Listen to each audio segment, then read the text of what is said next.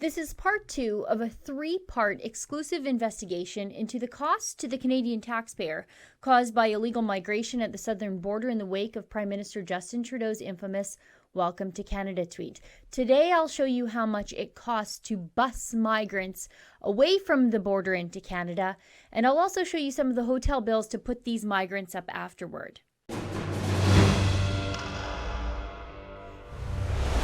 Justin Trudeau's new changes to the Quarantine Act prevent sick Canadians from coming home to Canada. However, it exempts sick migrants from the law, making a special exemption for visibly sick migrants who show up with signs of the coronavirus at the Canadian border to claim asylum. Now, 3 years ago, we asked immigration officials to provide copies of any documents showing the costs associated with dealing with those crossing the Canadian border illegally to make asylum claims, including the costs for housing and accommodation, food, staff, transport, tents, fencing, trailers, etc. at the border, transfers to provincial or municipal governments, health and medical needs since January 1st, 2017. Now, we recently received back 160 pages of documents, and it is so much information that I have broken it down into 3 separate videos.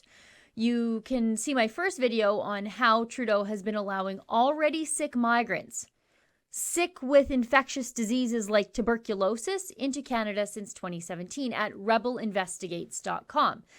Now, the information we received was accumulated in the immediate months following Justin Trudeau's virtue signaling January 28, 2017 Welcome to Canada tweet that triggered an uncontrolled stream of illegal asylum seekers to flood into Canada after they were already illegally in the United States. You see, these folks were running from Trump's crackdown on immigration from 7 failed states. Now, yesterday we learned that the migrants were mostly male, mostly under the age of 30, and from places like Haiti and Nigeria. They weren't from war zones at all. And Canadians were paying for things like their dental and vision care bills and tuberculosis treatments at an average of 6 health claims per person. So sick migrants at the border were always coming in. COVID-19 is just another highly infectious disease Justin Trudeau is willing to allow into Canada so that he can be the head of the open borders anti-Trump cabal.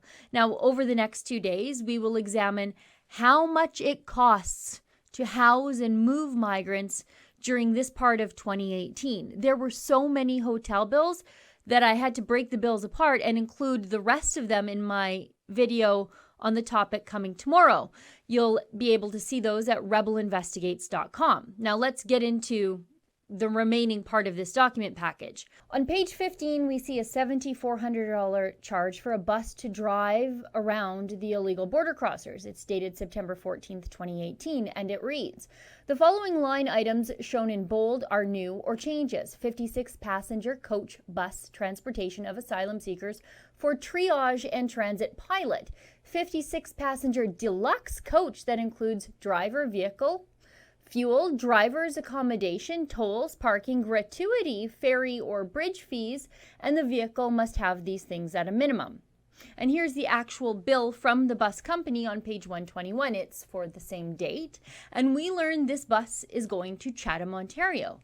So now we know when Kean saw that bus at the border taking unscreened migrants away, the cost is about $7,400 a pop. On page 27, $35,000 in fees for a project manager for asylum seeker accommodation. On page 134, we see a bill for $10,000 for, quote, irregular migrant transit facilitation. And yet another bill for the same for $2,300 on page 156. On page 80, there's a September 17th, 2018, $172,000 invoice for using the Nav Centre in Cornwall, Ontario, where officials decided to start shipping the illegal border crossers. And please note, it says that this is a bi-weekly charge.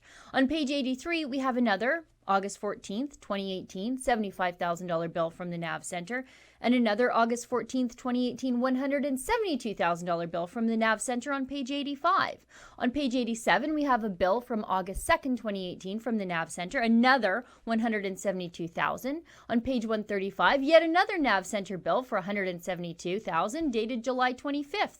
On page 81, we can see the total contract between Immigration and Refugees Canada, and the Nav Centre is worth just shy of $15 million. You can see that at the bottom of the subsequent invoices as the remainder decreases each time. On page 90, we see this list of things the Nav Centre was putting in place for the illegal border crossers, including new water and sewage, portable toilets, portable heaters, portable hand washing stations, I'm kind of glad for that, portable showers, and privacy fences and outdoor generators. Now, tomorrow we're going to go through hundreds of thousands of more dollars in hotel bills. Investigations like this, however, are expensive and time-consuming and laborious. This one single investigation has been going on 2.5 years. We have a researcher who is a huge help and helps file the paperwork for these requests. And then he helps us pour through the requests when we do get them back. And he also helps us file endless appeals when the government refuses to turn the information over to us. Those appeals also cost a pile of money too. And I can count on one hand the media companies doing this kind of work to hold Trudeau to account. Everyone else is in the pocket of the government and looking for a handout from them. If you'd like to support our investigative journalism to expose the Liberal government failures at our border, please go to rebelinvestigates.com. For Rebel News, I'm Sheila Gunn Reid. This one investigation into Justin Trudeau's failures at our southern border has been going on 2.5 years.